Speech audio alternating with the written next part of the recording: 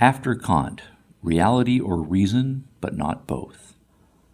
Kant's legacy to the next generation is a principled separation of subject and object, of reason and reality. His philosophy is thus a forerunner of postmodernism's strong anti-realist and anti-reason stances. After Kant, the story of philosophy is the story of German philosophy.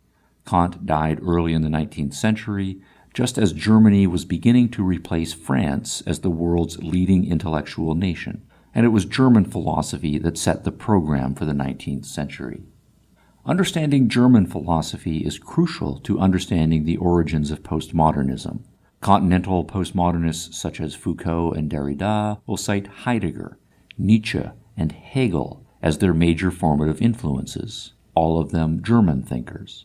American postmodernists such as Rorty emerged primarily from the collapse of the logical positivist tradition, but will also cite Heidegger and pragmatism as major formative influences.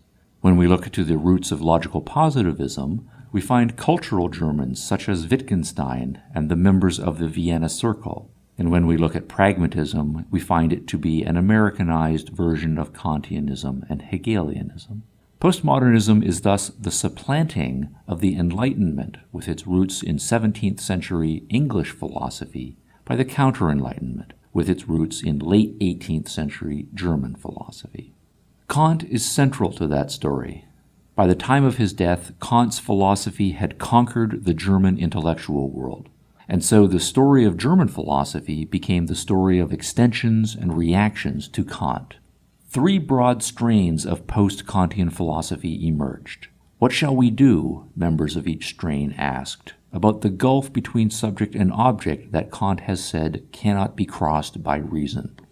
First, Kant's closest followers decided to accept the gulf and live with it.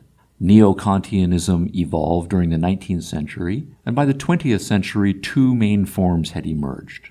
One form was structuralism, of which Ferdinand de Saussure was a prominent exponent, representing the broadly rationalist wing of Kantianism. The other was phenomenology, of which Edmund Husserl was a prominent representative, representing the broadly empiricist wing of Kantianism. Structuralism was a linguistic version of Kantianism, holding that language is a self-contained, non-referential system, and that the philosophical task was to seek out language's necessary and universal structural features, those features taken to underlie and be prior to the empirical, contingent features of language. Phenomenology's focus was upon careful examination of the contingent flow of the experiential given, avoiding any existential inferences or assumptions about what one experiences, and seeking simply to describe experience as neutrally and as clearly as possible. In effect, the structuralists were seeking subjective noumenal categories, and the phenomenologists were content with describing the phenomena without asking what connection to an external reality those experiences might have. Structuralism and phenomenology came to prominence in the 20th century, however, and so my focus next will be on the two strains of German philosophy that dominated the 19th century. For those two strains, Kant's philosophy set a problem to be solved, though one to be solved within the constraints of Kant's most fundamental premises. Second, the speculative metaphysical strain, best represented by Hegel, was dissatisfied with the principled separation of subject and object. This strain granted Kant's claim that the separation cannot be bridged epistemologically by reason, and so proposed to bridge it metaphysically by identifying the subject with the object.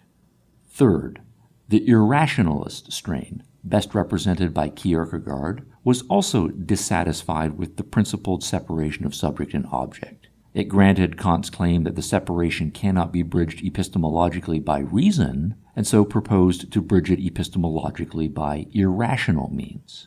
Kantian philosophy thus set the stage for the reign of speculative metaphysics and epistemological irrationalism in the 19th century.